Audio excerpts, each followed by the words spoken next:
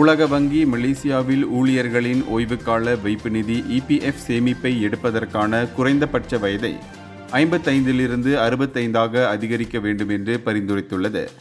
இந்த பரிந்துரை நாடு முழுவதும் ஓய்வுகால நிதி பாதுகாப்பு, நிதி திட்டமிடல் குறித்து ஒரு விவாதத்தை தூண்டியுள்ளது. இந்த முன்மொழிவு உலகளாவிய போக்குகள், அதிகரித்த ஆயுட்காலத்தை அடிப்படையாக கொண்டது. மலேசியர்கள் தங்கள் முதுமை காலத்திற்கு போதுமான சேமிப்பு பணம் வைத்திருப்பதை உறுதி செய்வது இதன் இலக்காகும்.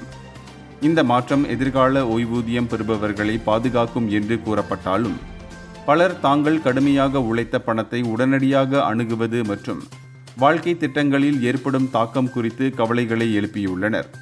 மலேசியாவின் எதிர்கால தலைமுறையினரின் ஓய்வூதியம் மற்றும் சமூக நலனை அணுகும் முறையை மாற்றியமைக்கும் வகையில் கொள்கை வகுப்பாளர்கள் இப்போது எந்தவொரு முடிவும் எடுப்பதற்கு முன்பு பொது மக்களின் கருத்து மற்றும் நிபுணர் ஆலோசனையை பரிசீலித்து வருகின்றனர்.